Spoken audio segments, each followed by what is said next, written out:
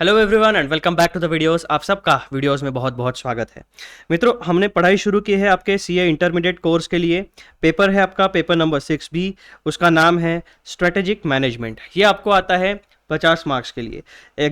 Study material हम कौन सा रेफर कर रहे हैं, जहां पर लिखा होगा relevant for may 2025 examination onwards, ICAI का स्टडी मटेरियल। सेकंड कंडीशन आप क्या चेक करोगे, आपका जो एडिशन होगा स्टडी मटेरियल का वो जुलाई 2024 होना चाहिए, क्योंकि ये वीडियोस में फ्रेशली रिकॉर्ड कर रहा हूँ based on this study material. हमारा सबसे पहला चैप्टर नंबर चालू था पढ़ाई करने का, जिसका नाम है आपका इंट्रोडक्शन टू स्ट्रेटेजिक मैनेजमेंट। इसमें कुल मिलाकर आपको 6 बड़े टॉपिक्स पढ़ाए गए हैं। कौन से टॉपिक्स बताए गए हैं मैं आपको एक बार यहाँ पर दिखा देता हूँ। पहले है introduction, then meaning and nature of strategic management. तीसरा है कॉन्सेप्ट ऑफ स्ट्रेटेजी, उसके बाद है स्ट्रेटेजिक मैनेजमेंट। उसके बाद आता है आपका स्ट्रेटेजिक इंटेंट, इसमें vision, mission, goals and objectives and values. And then the last topic is strategic levels in an organization. तो ये 6 के 6 टॉपिक हमने डिटेल में पढ़ लिए। इनके सारे के वीडियोस मेरे इसी चैनल के ऊपर आपके लिए फ्री ऑफ कॉस्ट अवेलेबल है। These are freshly recorded videos based on this recent ICAI study material. उसमें मैंने प्रॉपरली सब चीजें मार्किंग करके रखी है, जैसे आप यहां पर देख रहे हो। ठीक है, हर एक टॉपिक का मैंने प्रॉपरली मार्किंग किया है, प्रॉपरली मैपिंग किया है, और जो जो मेन टॉपिक्स है उसमें आपको जो सब टॉपिक्स दिखते हैं उन सब टॉपिक्स को मैंने प्रॉपरली ब्रैकेटिंग किया है, मार्किंग किया है, नंबरिंग किया है एंड उनको हेडिंग्स भी प्रोवाइड किए हैं, ताकि आपको रिवीजन करने में, पढ़ाई करने में आसानी हो जाए।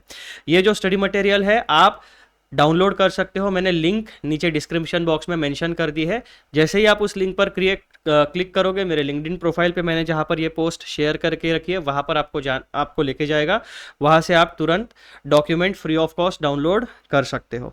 अब बात करते हैं इस वीडियो में हम लोग क्या पढ़ने वाले हैं। तो मित्रों, चैप्टर का कंप्लीट कॉन्सेप्चुअल डिस्कशन तो हमारा समाप्त हो चुका है। अब बारी आती है आपके क्वेश्चन आंसर्स की। जो हमारे हर चैप्टर के पीछे टेस्ट योर नॉलेज वाला सेक्शन दिया गया है वो हम कंप्लीटली डिस्कस करने वाले हैं। तो 3 प्रकार के क्वेश्चंस आपके किताब में दिए गए। पहला है मल्टीपल चॉइस क्वेश्चन, फिर दूसरा आता है आपका सिनारियो बेस्ड क्वेश्चंस, और तीसरा सेगमेंट आपका आता है डिस्क्रिप्टिव क्वेश्चंस। ये तीनों सेगमेंट्स हम 1 बाय 1 कंप्लीट डिस्कशन करने वाले हैं। इस वीडियो में हम लोग कंप्लीट डिस्कशन करेंगे आपके मल्टीपल चॉइस क्वेश्चंस का। ठीक है, नेक्स्ट वीडियो में सिनारियो बेस्ड क्वेश्चंस एंड उसके नेक्स्ट वीडियो में जो डिस्क्रिप्टिव क्वेश्चंस है उसको डिस्कस करेंगे हम लोग। तो जो भी चीज़ें हैं, कुछ आंसर्स हो सकता है कि यहाँ पर आईसीएआई के स्टडी मटेरियल में मेरी ओपिनियन में थोड़े से गलत हो, इनकम्प्लीट हो, उसको मैं आपको पूरा पर्सपेक्टिव वो प्रोवाइड करने वाला हूँ। ठीक है, तो आ जाओ। सबसे पहले हम लोग चलते हैं मित्रों आपके मल्टीपल चॉइस क्वेश्चंस में। सबसे पहला क्वेश्चन दोस्तों आपके सामने आता है number 1, strategy is a game plan used for which of the following. यहां पर क्वेश्चन का फोकस क्या है भाई साहब, स्ट्रैटेजी। स्ट्रैटेजी क्या है? Strategy is a game plan. ये गेम प्लान कहां पर यूज होता है, इसकी यूटिलिटी क्या है, ये ऑप्शन आपको दिए गए हैं, इनमें से सही ऑप्शन आपको चूज करना है। फिर से एक बार पढ़ो, strategy is a game plan used for which of the following actions, for which of the following outcomes. तो पहला ऑप्शन क्या आता है आपके पास, to take market position, to attract and satisfy customers, to respond to dynamic and hostile environment। and answer question number option number D आपके सामने आता है all of the above। तो ये क्वेश्चन नंबर 1 का करेक्ट आंसर क्या है आपके लिए, option number D, all of the above is the correct answer। यहां पर आपको टिक मार्क लगा लेना है, this is your correct answer.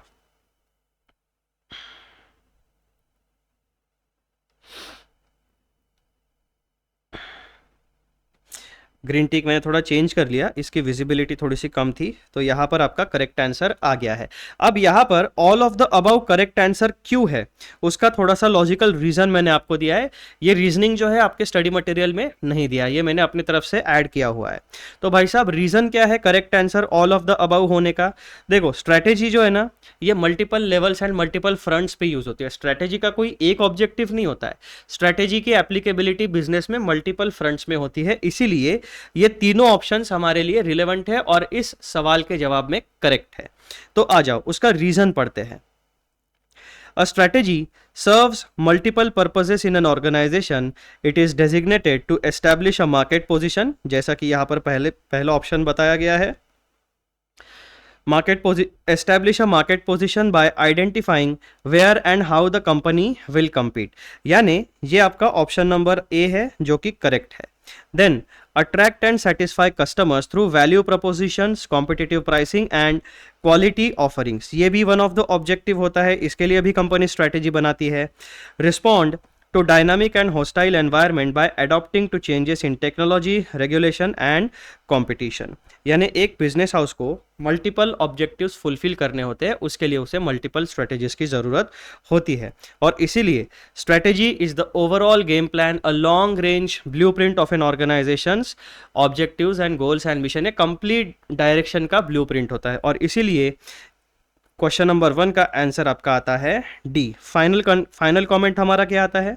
Since a comprehensive strategy covers all this aspects simultaneously and that is why option D is the correct answer. तो दोस्तों ये था आपका MCQ number 1. Strategy is a game plan used for which of the following? To take market position, to attract and satisfy customers, to respond to dynamic and hostile environment. All of the three, इन सारी चीज़ों के लिए strategy बनाई जाती है, उसको implement किया जाता है and that's why answer number D is correct. ठीक है दोस्तों, अब हम डिस्कस करते हैं सेकंड एमसीक्यू. सेकंड एमसीक्यू क्या कहता है? देखो, विच of the following is correct. यानी 1 2 3 4 प्रकार के स्टेटमेंट दिए हैं. इन स्टेटमेंट में से करेक्ट स्टेटमेंट्स कौन सा है, यानी एक्यूरेट स्टेटमेंट कौन सा है. हो सकता है जब एग्जाम में आपको मालूम है कि आपके माइंड गेम खेला जाता है, आपको हो सकता है कि ऐसा लगे कि यार इसमें से 2 ऑप्शन सही है, आप करेक्ट कौन सा. लेकिन करेक्ट आंसर के लिए नहीं जाना है आपको 100% एक्यूरेट आंसर के लिए जाना है, क्योंकि यहाँ पर ऑल ऑफ द अबव या कॉम्बिनेशन ऐसा कोई ऑप्शन नहीं दिया हुआ है. यहाँ पे आपको 4 में से केवल एक ही ऑप्शन सिलेक्ट करना है जो आपका करेक्ट आंसर होगा, यानी 100% एक्यूरेट आंसर होगा. ठीक है, सिमिलर आंसर या सिनोनिमस ऐसा लग सकता है कि 2 ऑप्शन सही है, लेकिन फिर उन दोनों में से सबसे करेक्ट आंसर कौन सा है ये ढूंढने के लिए आपको क्वेश्चन का वर्डिंग देखना पड़ेगा और जो ऑप्शंस दिए हैं उसमें से एग्जैक्ट वर्डिंग निकाल के फिर आपको डिसाइड करना पड़ेगा कि 100% करेक्ट एक्यूरेट आंसर कौन सा है. तो यहां पर सवाल क्या पूछा गया है हमें? विच of the following is correct. Number A, strategy is always pragmatic and not flexible. लेकिन हमें एक बात पता है, जब हमने स्ट्रैटेजी का कॉन्सेप्ट पढ़ा था कि स्ट्रैटेजी प्रैग्मेटिक भी होती है एंड स्ट्रैटेजी फ्लेक्सिबल भी होती है. तो यहाँ पर वर्डिंग क्या यूज हुआ है? Not flexible. यानी स्ट्रैटेजी के बारे में ये स्टेटमेंट इनकरेक्ट है. इसका मतलब क्या हो गया दोस्तों कि option number A is ruled out from our answer list. Strategy is not always perfect, flawless and optimal. अब यहां पर देखना, वर्डिंग बहुत यानी आपके लिए गेम खेला हुआ है. Strategy is not always perfect, flawless and optimal. हमें एक बात पता है कि रियलिस्टिकली जब हम बात करते हैं तो हमें यह पता है कि इस दुनिया में ऐसी कोई भी सिस्टम नहीं है, कोई भी प्लान नहीं है, कोई भी प्रोसेस नहीं है जो परफेक्ट है. क्यों? क्योंकि समय, टाइम, हमारा business environment internal and external दोनों डायनामिक है, चेंज होते रहते हैं. इसीलिए चेंजिंग एनवायरनमेंट के साथ हमारी स्ट्रैटेजी भी क्या होनी चाहिए? चेंज होते रहने चाहिए. हम परफेक्ट स्ट्रैटेजी नहीं बना सकते. तो अभी तक ऑप्शन ए और ऑप्शन बी, इन दोनों में से हम अगर देखेंगे तो ऑप्शन बी हमें सही लग रहा है, फिर इसलिए इसको हमने ऐसा टिक करके रखा. Strategy is always perfect, flawless and optimal, ये तो आउटराइट गलत स्टेटमेंट है. कोई भी सिस्टम कभी भी परफेक्ट, फ्लॉलेस एंड ऑप्टिमल नहीं हो सकती. Strategy is always flexible but not pragmatic. यहाँ पर फ्लेक्सिबल एंड प्रैग्मेटिक दोनों क्वालिटेटिव कैरेक्टरिस्टिक है. हमेशा हर एक स्ट्रैटेजी में फ्लेक्सिबिलिटी होती है एंड प्रैग्मेटिज्म होता है. तो इसीलिए ये वाला स्टेटमेंट भी हमारा रूल आउट हो जाता है एंड हमारे पास बचता क्या है? Option number B is the correct answer. Strategy is not always perfect, flawless and optimal. Strategy evolve होते रहती है समय के साथ साथ. ठीक है दोस्तों, अब करेक्ट आंसर देखो. Correct answer is B. Strategy is not always perfect, flawless and optimal. उसका रीजन क्या है? हमने ये वाला ऑप्शन सिलेक्ट क्यों किया और ये वाला ऑप्शन सही आंसर क्यों है? In practice, strategies are formulated under conditions of uncertainty, limited information and changing environments. Business environment के तीन मेजर कैरेक्टरिस्टिक्स कौन से होते हैं दोस्तों? एक तो बिजनेस एनवायरनमेंट अनसर्टन होता है, हमारे पास दुनिया की सारी इंफॉर्मेशन नहीं होती है, लिमिटेड इंफॉर्मेशन हमारे पास होती है, और हमारे जो इंटरनल एंड एक्सटर्नल एनवायरनमेंट है वो हमेशा चेंज होते रहते हैं। तो इन चेंजिंग सर्कमस्टांसेस में, डायनामिक सर्कमस्टांसेस में स्ट्रेटेजी को फॉर्म्युलेट किया जाता है। इन प्रैक्टिस यानी in real world, strategies are formulated under conditions of uncertainty, limited information and changing environments. This means they may have shortcomings or require mid-course corrections। इसी का मतलब क्या होता है दोस्तों? हो सकता है कि हमारे स्ट्रेटेजीज में कोई फ्लॉज हो सकते हैं और हमें समय के साथ साथ उसमें करेक्शंस करने की भी ज़रूरत पड़ सकती है। Therefore, strategies are not always perfect and cannot be flawless or optimal in all situations। सारी situations में कोई perfection आप अचीव नहीं कर सकते। हाँ, 100 में से 10 चीज़ों में आप perfection अचीव कर सकते हो, लेकिन कोई ये कहे कि मेरी तो सारी स्ट्रेटेजी, ओवरऑल स्ट्रेटेजी परफेक्ट है, तो ऐसा पॉसिबल नहीं है। Option B correctly reflects the realistic nature of strategy, and that's why हमने क्वेश्चन नंबर 2 के लिए ऑप्शन नंबर बी सबसे सही आंसर समझा और उसे टिक मार्क किया। नेक्स्ट क्वेश्चन, स्ट्रेटेजी इज, अब इस सेंटेंस को हमें कंप्लीट करना है। स्ट्रेटेजी इज कंप्लीट करने के लिए हमारे पास 4 ऑप्शंस है। Proactive in action, strategy is proactive in action, strategy is reactive in action, strategy is a blend of proactive and reactive actions, and D strategy is none of the above. जब भी आपको ऐसा completion वाला sentence आएगा ना, तो आपको पूरा सेंटेंस पढ़ना है, तब जाके फिर आपको स्ट्रेटेजी इज इसको मैच करके देखो, स्ट्रेटेजी इज इसके साथ मैच करके देखो, स्ट्रेटेजी इज इसके साथ मैच करके देखो, तो जो स्टेटमेंट फिर आपको क्लिक हो जाएगा कि ये स्टेटमेंट सही है कि गलत है। तो कभी भी ऐसा मत पढ़ना strategy is proactive in action, reactive in action, blend, तो आप ऐसा पढ़ोगे ना कलेक्टिवली तो समझ में नहीं आएगा, आंसर में गलतियां हो सकती है।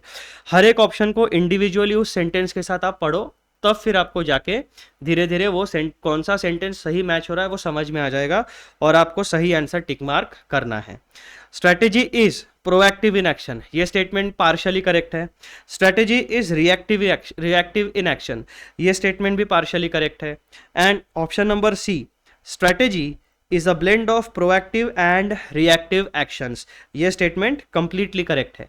इसीलिए हमारा रूल आउट हो जाता है ए, रूल आउट हो जाता है बी, क्योंकि ये दोनों पार्शियली करेक्ट है, और D is not applicable, none of the above, क्योंकि हमें करेक्ट आंसर यहां पर मिल गया है ऑप्शन नंबर सी। अब ये ऑप्शन नंबर सी हमारा करेक्ट आंसर क्यों है, उसका रीजन, उसका लॉजिक सुनो। A sound strategy contains proactive elements, planned actions to take to planned actions taken to achieve intended objectives, यानी कुछ चीज़ों का हम एकदम पहले से प्लानिंग करके अचीव करने के लिए स्ट्रेटेजी बनाते हैं। And reactive elements, that is responses to unanticipated events और चेंजेस इन एनवायरनमेंट। अब भविष्य में क्या होने वाला है इसको हम 100% फोरकास्ट तो नहीं कर सकते, प्रेडिक्ट नहीं कर सकते, क्योंकि हम भगवान तो है नहीं, हम नॉर्मल ह्यूमन बींग्स है, हमारे पास लिमिटेड अमाउंट ऑफ डेटा होता है, लिमिटेड अमाउंट ऑफ फोरसाइट होती है, तो जितनी हमारी कैपेबिलिटी है उस हिसाब से हम डिसीजन मेकिंग फाइनलाइज करते हैं। The combination ensures adaptability and competitiveness. Therefore, the most accurate description is that strategy is a blend of proactive and reactive actions. A sound strategy contains proactive elements, that is planned actions, and reactive element, that is responses to unanticipated events or changes. This combination ensures adaptability and competitiveness. तो ये basic reason था, इसीलिए इस MCQ number 3 का जवाब हमारा ये है। Then question number 4, reactive strategy can also be termed as, अब ये जो reactive strategy है इसको और किस नाम से आप संबोधित कर सकते हैं, किस नाम और दूसरा nomenclature आप क्या दे सकते हैं। तो reactive strategy ये इस सवाल का आपका की वर्ड हो गया। Reactive strategy can also be termed as planned strategy, adaptive strategy, sound strategy and dynamic strategy. अब यहां पर जो है ना, ये चारों options in context of strategy उससे रिलेटेड है, मैं करेक्ट है ऐसा नहीं कह रहा हूं, ये सारे के सारे planned, adaptive, sound and dynamic, ये सारे के सारे स्ट्रेटेजी के कैरेक्टरिस्टिक्स है, उनकी उसकी क्वालिटीज है, ये सारी चीजें स्ट्रेटेजी में होनी चाहिए। तो ऐसे केस में आपको लग सकता है कि यार ये आंसर भी सही है, ये भी सही है, ये भी सही है, ये भी सही है, तो अब आपको रूल आउट करना है कौन सा 100% मैच नहीं हो रहा है। ये एक अप्रोच हो गया। Reactive strategy can also be termed, अब यहां पे आपको स्पेसिफिकली पूछा है केवल और केवल रिएक्टिव स्ट्रेटेजी के बारे में, तो जो रिएक्टिव वाला फोकस है उसको ध्यान में रखना। Reactive strategy can also be termed as planned strategy, नहीं, रिएक्टिव स्ट्रेटेजी वो होती है जो अनएंटिसिपेटेड इवेंट्स होंगे फिर हम उसको रिएक्शन देंगे, तो ये वाला रूल आउट हो गया, ये वाला एप्लीकेबल नहीं होता है। Reactive strategy can also be termed as adaptive strategy. Adaptive मतलब क्या, जो अनएंटिसिपेटेड इवेंट्स हमारे इंटरनल एंड एक्सटर्नल एनवायरनमेंट में होते हैं जो हमने एंटिसिपेट नहीं किए हैं, जिसका फोरकास्ट हमने नहीं, जिसके बारे में हमारे पास कोई डेटा नहीं था, अब वो इवेंट हो गया, उसका इंपैक्ट हमारी ऑर्गेनाइजेशन के ऊपर पड़ने वाला है, तो हम क्या करेंगे, उस सिचुएशन के हिसाब से एडॉप्ट करेंगे। यानी अभी तक के लिए ऑप्शन ए और बी में से भाई साहब ऑप्शन नंबर बी जो है वो सभी तक हमारे लिए करेक्ट है। फिर आगे देखो, reactive strategy can also be termed as sound strategy. Sound strategy ये इस कॉन्टेक्स्ट में फिट नहीं होता है, इसीलिए हमारा ये ऑप्शन भी रूल आउट हो गया। Reactive strategy can also be termed as dynamic strategy, तो डायनामिक स्ट्रेटेजी ये भी नहीं हो गया, तो सबसे सुटेबल ऑप्शन हमारे पास क्या है, एडप्टिव स्ट्रेटेजी, और इसीलिए हमने इसको सिलेक्ट किया। अब देखो इसका लॉजिकल रीजनिंग देखो, ये आंसर सही क्यों है। A reactive strategy is one where an organization adjusts or adapts its actions in response to changes in the external environment। हम क्या करते हैं, हमारे बिजनेस के एक्सटर्नल एनवायरनमेंट में जो भी चेंजेस होंगे उनके साथ एडजस्ट करने के लिए, उनको इंटीग्रेट करने के लिए, उनसे फायदा उठाने के लिए अपनी स्ट्रेटेजी को एडजस्ट करते हैं। Because its essence is adaptation rather than pre-planning, it is appropriately called an adaptive strategy। ठीक है, next question, formulation of strategies and their implementation। दो बातें हो रही है, फॉर्म्यूलेशन की एंड इम्प्लीमेंटेशन की इन कॉन्टेक्स्ट ऑफ स्ट्रेटेजी। दो एक्शंस हो रही है, पहला फॉर्म्यूलेशन ऑफ स्ट्रेटेजी, दूसरा इम्प्लीमेंटेशन ऑफ। पहला क्या हो रहा है आपका, फॉर्म्यूलेशन ऑफ स्ट्रेटेजीज, दूसरा हो रहा है implementation of strategies in context of strategies. ये पहला एक्शन है, ये दूसरा एक्शन है। Formulation of strategies and their implementation in a strategic management process is undertaken by. अब यहां पर आपको लेवल ऑफ मैनेजमेंट दी गई है, और ये जो दो एक्शंस है फॉर्म्यूलेशन एंड इम्प्लीमेंटेशन, ये कौन से लेवल पर डिसीजन मेकिंग होता है, किसकी रिस्पॉन्सिबिलिटी है, ये आपको जवाब देना है। Formulation of strategies and their implementation in a strategic management process is undertaken by। तो आपको तीन बातों का ध्यान रखना है। सबसे पहले स्ट्रेटेजिक मैनेजमेंट प्रोसेस एंटायरली आपके आंखों के सामने आनी चाहिए, फिर हायरार्की आनी चाहिए आपकी, formulation of strategies and implementation of strategies कौन कौन करता है, इसके लिए आपको पता होना चाहिए डिसीजन मेकिंग की तीन लेवल्स, पहला कॉर्पोरेट लेवल, दूसरा बिजनेस लेवल, तीसरा फंक्शनल लेवल। ठीक है, अब देखो फॉर्म्यूलेशन एंड इम्प्लीमेंटेशन कहाँ पर होता है, top level executives, middle level executives, lower level executives, या ऑल ऑफ द अबव। इसका आंसर, करेक्ट आंसर क्या है, D, all of the above. यहां पर अब formulation and implementation of strategy यानी कंप्लीट स्ट्रेटेजिक मैनेजमेंट प्रोसेस की बात हो रही है। यहां पर अगर केवल फॉर्म्यूलेशन होता तो हम कहते हैं टॉप लेवल एग्जीक्यूटिव्स, यहां पर केवल इम्प्लीमेंटेशन होता तो हम कहते हैं middle level and lower level executives. ठीक है, लेकिन यहां पर formulation and implementation of strategies in the entire process यानी कंप्लीट स्ट्रेटेजिक मैनेजमेंट की प्रोसेस की बात हो रही है।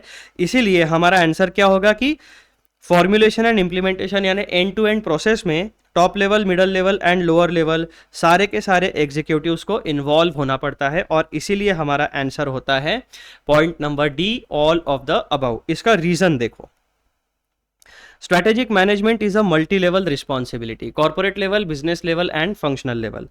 Top level executives set the vision, mission and overall strategy. Middle level executives translate these strategies into operational plans and coordinate their implementation. Lower level executives handle day-to-day execution and feedback. As all levels are involved at different stages, option D is the correct answer. ठीक है दोस्तों, आ जाओ question number 6। Which of the following are responsible for formulating and developing realistic and attainable strategies. फिर से आपको levels of management दी गई है और पूछा गया कि भाई साहब रिस्पॉन्सिबिलिटी पूछी गई है क्या, formulating and developing realistic and attainable strategies. ये रिस्पॉन्सिबिलिटी लेवल्स ऑफ कौन से हायरार्की में आती है? पहला ऑप्शन क्या आपके पास, corporate level and business level managers, corporate level and functional level managers, functional managers and business level managers, corporate level managers, business level managers and functional level managers.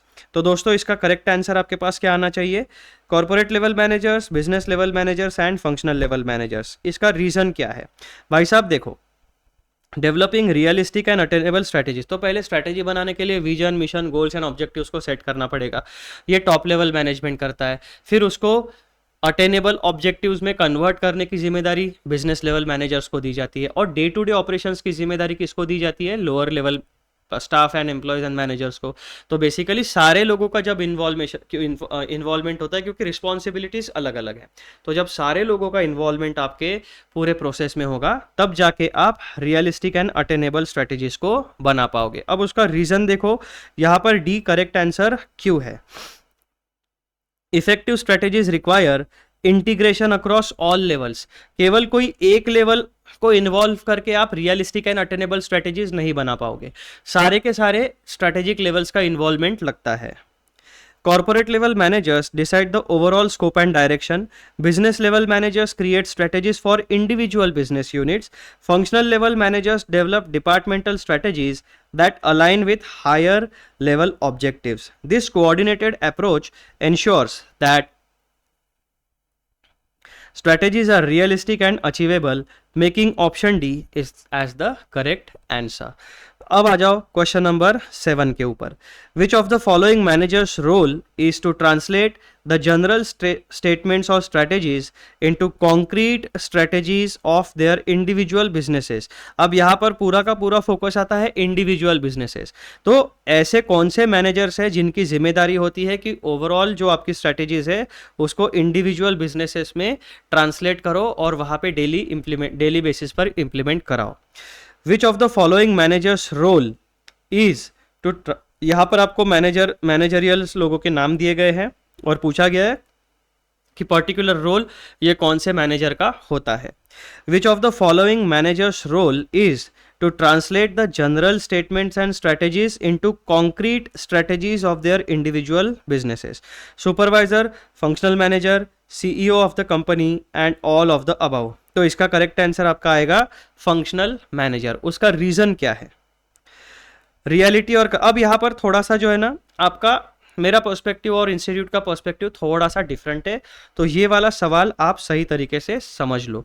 यहाँ पर बेसिकली पूछा क्या गया है, which of the following managers role is to translate the general statements और strategies into concrete strategies of their individual businesses. Basically strategic business units के बारे में पूछा गया है। तो जो कॉन्क्रीट स्ट्रेटेजीज होती है ना वो हमेशा फंक्शनल लेवल के मैनेजर्स बनाते हैं। Top level managers vision set करते हैं, ओवरऑल डायरेक्शन बनाते हैं। उस ओवरऑल डायरेक्शन को बिजनेस प्लान में कन्वर्ट किया जाता है आपके बिजनेस लेवल मैनेजर्स, और फिर बिजनेस लेवल मैनेजर्स जिम्मेदारी देते हैं फंक्शनल मैनेजर्स के ऊपर कि भाई ये विजन है, ये ओवरऑल प्लान है, अब इसको डेली बेसिस पर आप एग्जीक्यूट कैसे करोगे, रियलिस्टिक एंड अचीवेबल स्ट्रेटेजी कैसे बनाओगे। That means a concrete strategy जो इंडिविजुअल बिजनेस में इंप्लीमेंट की जा सके। तो बेसिकली अल्टीमेट रिस्पॉन्सिबिलिटी आती है यहाँ पर functional level managers functional level managers की। अब यहाँ पर थोड़ा सा देखो, करेक्ट आंसर यहाँ पर इंस्टीट्यूट ने क्या दिया हुआ है, फंक्शनल मैनेजर। अब यहाँ पर रियलिटी और करेक्ट आंसर थोड़ा सा पर्सपेक्टिव आप सुन लो। Business level that is divisional manager not listed among options. Basically functional level manager जो है ना वो इम्प्लीमेंटेशन की जिम्मेदारी होती है, लेकिन बिजनेस लेवल मैनेजर्स क्या करते हैं, जो ओवरऑल आपकी जो general statements and strategies corporate level पे लिस्ट की जाती है उसको कॉन्क्रीट स्ट्रेटेजीज में कन्वर्ट करने का रियलिस्टिक रिस्पॉन्सिबिलिटी आप रियल वर्ल्ड में देखोगे तो बिजनेस लेवल मैनेजर का इन्वॉल्वमेंट होता है। लेकिन यहाँ पर हमारे लिए कोई बिजनेस लेवल मैनेजर का दिया नहीं है और इंस्टीट्यूट ने आंसर क्या दिया है आपका, फंक्शनल लेवल मैनेजर। तो उसी को हम पर्सपेक्टिव बना के चलने वाले हैं। तो यहाँ पर करेक्ट आंसर आप क्या लिखोगे एग्जाम में, फंक्शनल लेवल मैनेजर, क्योंकि इंस्टीट्यूट ने यही आंसर हमें करेक्ट दिया है। लेकिन रियलिटी में देखोगे तो आपके एमसीक्यू में बिजनेस लेवल मैनेजर का मेंशन होना चाहिए था। Explanation. Corporate or top management issues high level direction and broad strategic intent. The task of translating those general statements into concrete strategies for a particular business is the job of business level or business level manager, that is the divisional or SBO manager, the general manager. Business level managers convert corporate direction into competitive strategies and business plans specific to their unit. If forced to choose among the options provided, a functional manager implements and operationalizes the business strategy within a functional area, that is marketing, production, finance, but does not primarily translate corporate statements into business level strategies. Hence, answer marked B is imprecise. The correct theory consistent answer is the business level manager.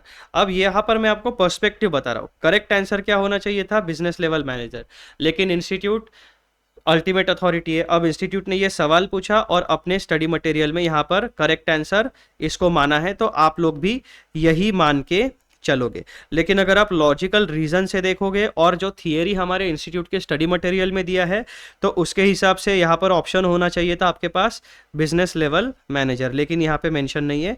Institute ने जो दिया आप लोग वही मानोगे, ठीक है, क्योंकि मेरे पास कोई अथॉरिटी नहीं है, मैं आपको बस पर्सपेक्टिव्स बता सकता हूँ। तो ये क्वेश्चन नंबर 7 जो है ना, ये थोड़ा सा झोल झपाटे वाला है, ठीक है, इसको ध्यान से पढ़ के जाना। Then question number 8, which statement should be created first and foremost. अब इसमें से स्ट्रेटेजी, विजन, ऑब्जेक्टिव्स, मिशन, ये चार में से सबसे पहले क्या डेवलप करना चाहिए, तो करेक्ट आंसर इज बी। सबसे पहले विजन डेवलप होता है, फिर आपका मिशन डेवलप होता है, फिर आपके ऑब्जेक्टिव्स डेवलप होते हैं, और इन ऑब्जेक्टिव्स को अचीव करने के लिए फिर स्ट्रेटेजीज को डेवलप किया जाता है। तो आपका करेक्ट आंसर क्या होगा, यहाँ पे विजन सबसे पहले डेवलप होना चाहिए। उसका लॉजिकल रीजन क्या है, the vision defines the long term direction and aspiration where we want to go. Vision precedes mission, objectives and strategy. Once the vision is set, the organization defines its mission, that is purpose and role, sets objectives, that is measurable targets, and then formulates strategies, plans and actions to achieve those objectives. Creating vision first ensures all subsequent elements are aligned to an overarching future state. Question number 9. Strategic management enables an organization dash instead of companies just responding to their threats in the business environment. तो यहाँ पर सबसे suitable answer क्या होगा, strategic management enables an organization to be proactive. Strategic management enables an organization to determine when the threats will subside. Strategic management enables an organization to avoid threats. Strategic management enables an organization to defeat their competitors. देखो ये सारी चीज़ें strategic management में होती है, लेकिन सबसे correct answer क्या है, ऑप्शन नंबर ए। वो ऑप्शन नंबर ए अभी आप फिर से पढ़ो। Strategic management enables an organization to be proactive instead of companies just responding to threats in their environment. अब यहाँ पर ऑप्शन नंबर ए सबसे करेक्ट आंसर क्यों है, उसका रीजन सुनो।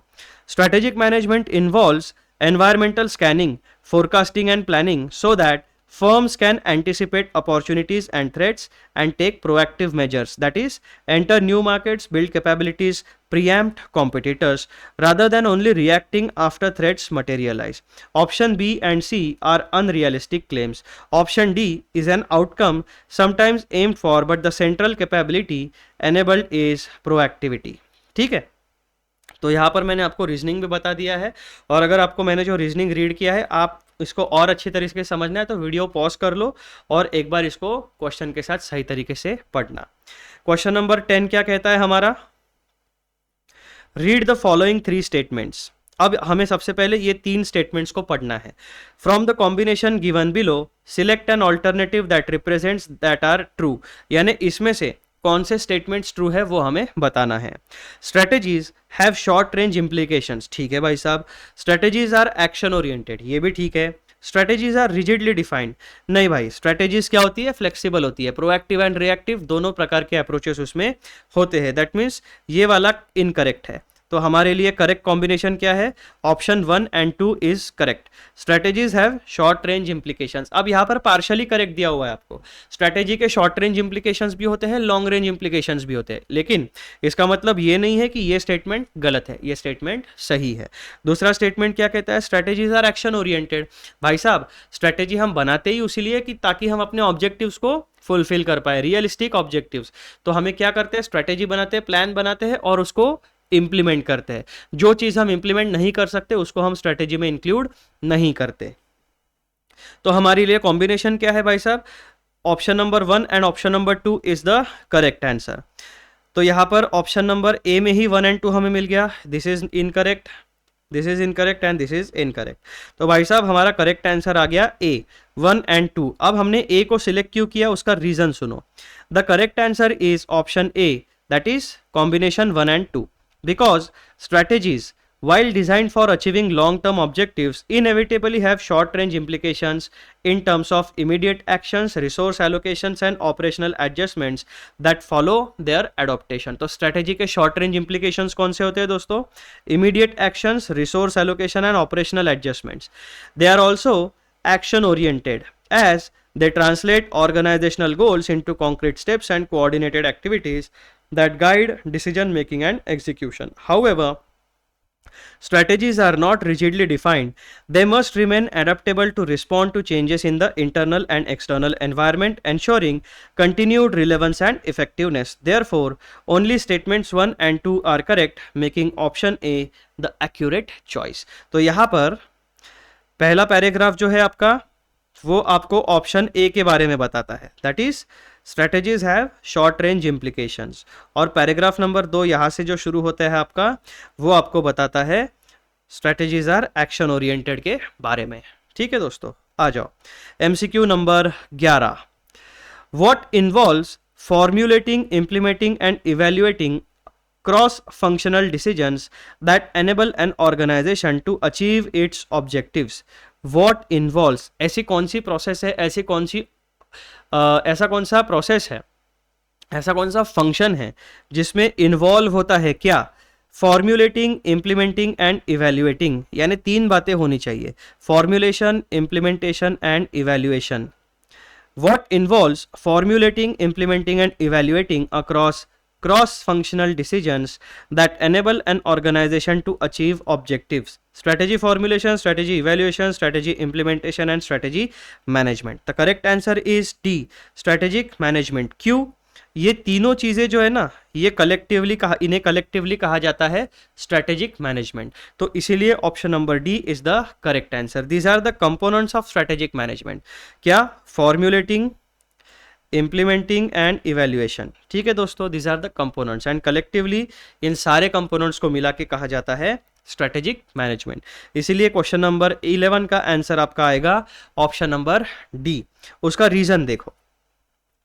Strategic management is the holistic end-to-end process that includes formulation, implementation and evaluation of strategies, and these activities necessarily require cross-functional decisions, that is marketing, finance, operations, HR, etc. The other options are components of overall process, not the complete integrated activity described in the question. अब आखिरी सवाल, question number 12. Strategic management allows an organization to be more. क्या strategic management अगर कोई organisation follow करती है, implement करती है, तो उसकी क्या कैपेसिटी बढ़ेगी? अथॉरिटेटिवनेस बढ़ेगा, पार्टिसिपेटिवनेस बढ़ेगा, कमांडिंग नेचर बढ़ेगा, या वो प्रोएक्टिव एक्शंस ले सकेंगे? तो सबसे बेस्ट पॉसिबल आंसर हमारे पास आता है स्ट्रेटेजी का proactive action. Strategic management allows an organization to be more proactive, यानी ज़्यादा से ज़्यादा आपकी ये कैपेबिलिटी बढ़ेगी कि भविष्य में क्या होगा, फोरकास्ट करो, प्रेडिक्ट करो और उसके हिसाब से पहले ही अपना रिस्पॉन्स रेडी रखो, ताकि भविष्य में अगर कोई इवेंट होता है तो उसका फ़ायदा हम ले सकें. अब इसका रीज़न क्या है प्रोएक्टिवनेस का?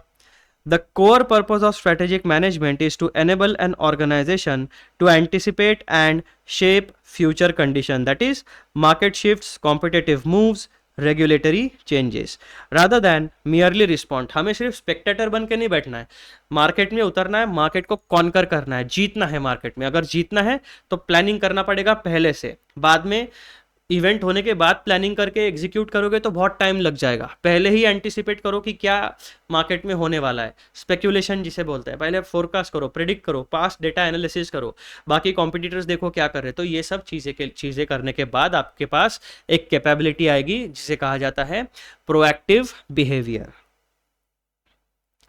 This makes the organization proactive. The other options describes styles of governance or culture, not the principal outcome of strategic management. यहाँ पर स्टाइल ऑफ गवर्नेंस हो सकते हैं लेकिन ये आउटकम नहीं है स्ट्रेटेजिक मैनेजमेंट का। द अल्टीमेट आउटकम क्या है स्ट्रेटेजिक मैनेजमेंट का? Becoming proactive in nature. तो दोस्तों इस तरीके से आपके 12 MCQs का डिस्कशन जो चैप्टर नंबर 1 के है वो होता है समाप्त, और ये वीडियो होता है यहाँ पर समाप्त। अगले वीडियो में हम लोग क्या डिस्कस करने वाले हैं? आपके अगले वीडियो से हम लोग शुरू करेंगे सिनेरियो बेस्ड क्वेश्चंस का डिस्कशन। अब इंडिविजुअल वीडियो में बनाने वाला हूँ छोटे छोटे, क्वेश्चन नंबर 1 के लिए एक वीडियो, क्वेश्चन नंबर 2 के लिए अलग वीडियो। वो सीरियली सारे के सारे वीडियोस आपको मेरे प्लेलिस्ट में मिल जाएंगे ताकि मुझे रिकॉर्डिंग करने में भी आसानी हो और अपलोडिंग करने में भी आसानी हो जाए, और आपको भी ज़्यादा ढूंढने की ज़रूरत नहीं है। प्रॉपर सीरियली मेरे प्लेलिस्ट में आपको सारी चीज़ें मिल जाएगी। चलो मिलते हैं अगले वीडियो में।